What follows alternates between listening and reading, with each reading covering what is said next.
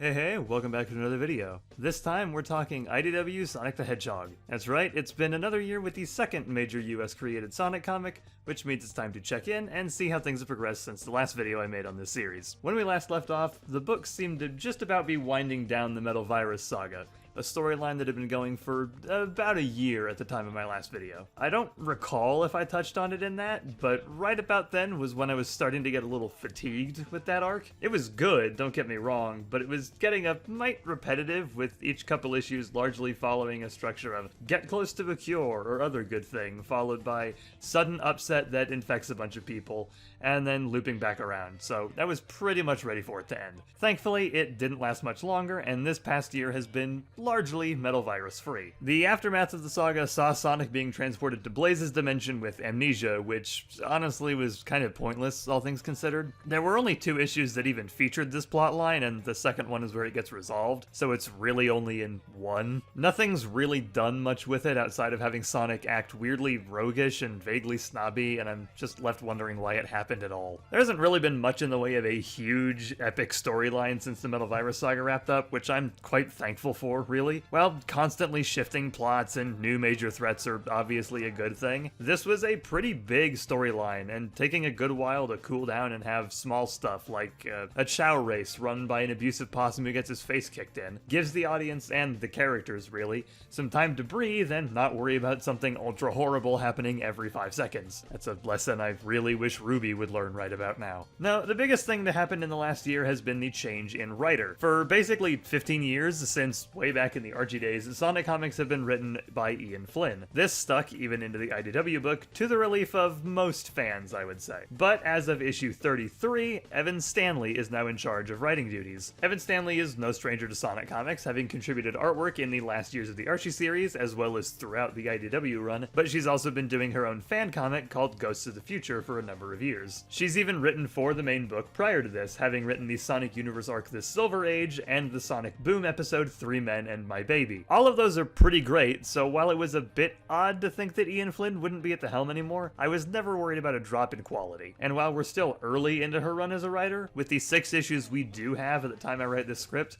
I'm still fully willing to stand by that statement. There hasn't been a huge shift in the book's writing style or anything, at least not yet, but it does just feel a bit fresher with somebody else handling things. It's hard to exactly put my finger on, but the style does seem marginally different from before. The banter in particular is pretty damn solid. Not to say that Ian Flynn was ever bad at banter, far from it, but Evan Stanley's jokes lean a bit more into dry and absurdist territory, which I tend to find funnier overall. Under her run, we've also been introduced to Belle, a sort of robotic Pinocchio-type character who, while she's only been around for a little bit, is incredibly likable and gels with the rest of the characters very well, especially Tangle. They're weird tail buddies. There's also been a bit of a mystery to her. Who made her, where she came from, stuff like that. And while the answer's a little bit incredibly obvious, I think the journey to the specific conclusions to these mysteries is gonna be a lot of fun, and probably reveal some stuff that isn't so obvious. But we haven't been totally without Ian Flynn's work, because we also got the Sonic the Hedgehog Bad Guys miniseries. Largely, this was a follow-up on Dr. Starline, who had been,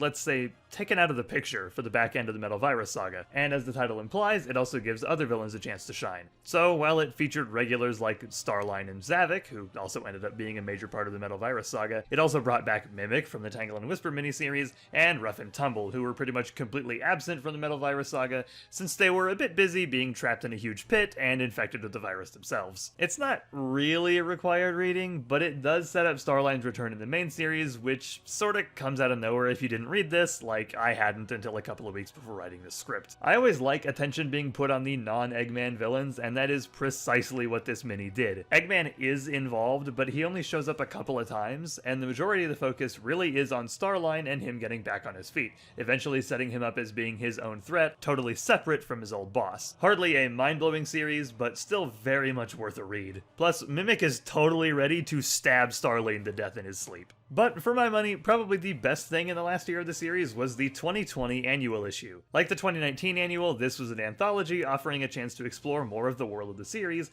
and it's absolutely fantastic. All the stories this time around are tied in some way to the metal virus, and they're mostly all really good. Big's Big Adventure chronicles his journey to find Froggy since the start of the book, which does not turn out well for him despite his success, and Darkest Hour, written by Evan Stanley, is a fantastic vignette exclusively featuring new characters Night the Owl and Dawn the Rooster, two guys who work at a radio station and are able to send out a message guiding people to the restoration base. The art in that story is especially fantastic and is far and away some of Evan Stanley's best work. There's a couple of stories that aren't too great, like Flock Together and The Catalyst, but even those are still solid enough in their own rights. The standout for me, though, is Reflections, written by Caleb Gollner. I hope I am pronouncing that correctly. This is a Metal Sonic-focused story, which I'm always happy about, since Metal Sonic has always been one of my favorites. With almost no dialogue, it's able to give character and depth to Metal Sonic that not even the Archie series really did, at least not until near the end. This panel alone of Metal Sonic staring at his hand after dipping it into a vat of the metal virus gets my brain going. What's he thinking? Why did he put his hand in it? Obviously it was to see if it would affect him, but why? This look back at Sonic on the monitor makes me wonder if this is the IDW book's swing at a trait Metal Sonic had in Heroes, thinking of himself as the real Sonic, and maybe the fact that he can't be infected has him questioning that. There's just so much in this one story in so little time,